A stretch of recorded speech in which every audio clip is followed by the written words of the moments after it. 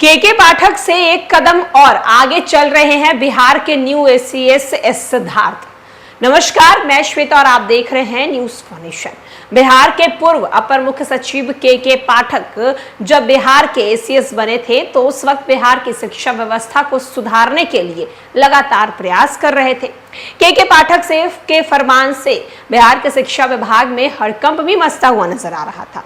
के पाठक अब बिहार शिक्षा विभाग के अपर मुख्य सचिव नहीं है, अब उनकी जगह एस सिद्धार्थ आगे हैं। लेकिन एस सिद्धार्थ के पाठक से भी एक कदम आगे हैं।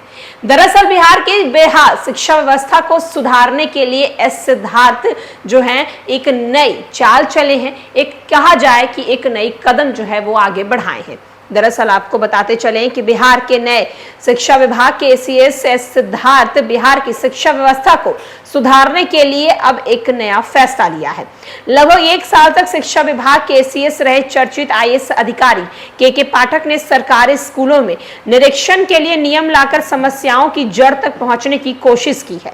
अब शिक्षा विभाग के अपर मुख्य सचिव एस सिद्धार्थ उनके ही नक्शे कदम को आगे लेकर बढ़ रहे हैं। अभिभावकों और लोगों से सीधे जुड़कर स्कूलों से जुड़ी समस्या जानने के लिए टोल फ्री नंबर और व्हाट्सएप नंबर जारी किए हैं।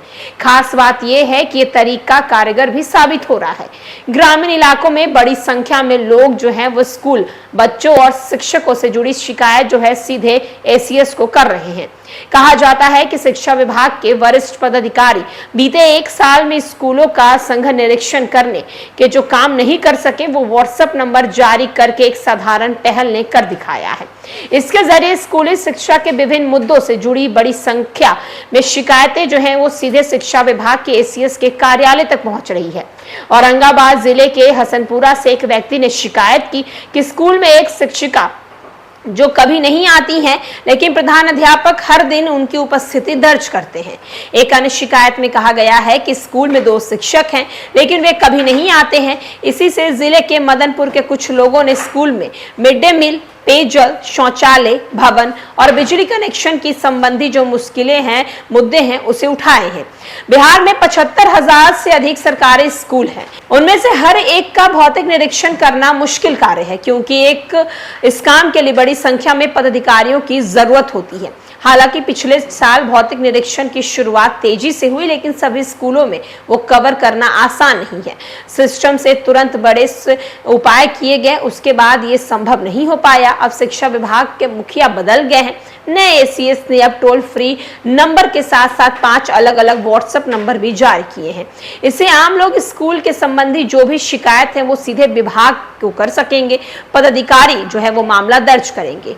इस पहल में उच्च अधिकारियों को शिक्षा व्यवस्था की जमीनी हालात की वास्तविकता जानकारी जो है वो तुरंत मिल रही है। वहीं दूसरी ओर बांका, बेगूसराय, भागलपुर, भोजपुर, दरभंगा, गोपालगंज, जहानाबाद, लखीसराय, मधेपुरा, मुंगेर, मुजफ्फरपुर, नालंदा और राज्य भर के कई अन्य जिलों से भी इस तरह की शिकायतें आनी शुरू हो गई है। गया में एक शिकायतकर्ता ने बताया है कि स्कूल में हेडमास्टर कभी समय से स्कूल नहीं आते और पहले चले जाते हैं। दूसरे शिकायतकर्ता ने बताया है कि सब स्कूल कभी भी समय पर नहीं खुलता है। और एक अन्य व्यक्ति ने शिकायत की है कि स्कूल में नामांकित छात्रों की संख्या और उपस्थिति छात्रों की संख्या का विवरण भेजा है। उसमें बताया गया है कि छात्रों की संख्या में हेरफेर कर मिड डे मील में धांधली हो रही है। तो आप देख रहे हैं के पाठक ने स्कूलों के निरीक्षण करने के आदेश दिए थे, लेकिन एस सिद्धार्थ उनसे भी एक कदम आगे हैं।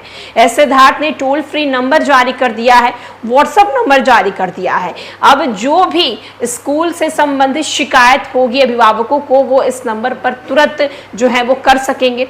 और ऐसा होता हुआ भी नजर आ रहा है। अलग अलग स्कूलों से लगातार शिकायतें जो है वो सामने आ रही हैं और ये डायरेक्ट शिकायत जो है वो एसीएस तक पहुंच रही है। फिलहाल के लिए इस अपडेट में इतना ही।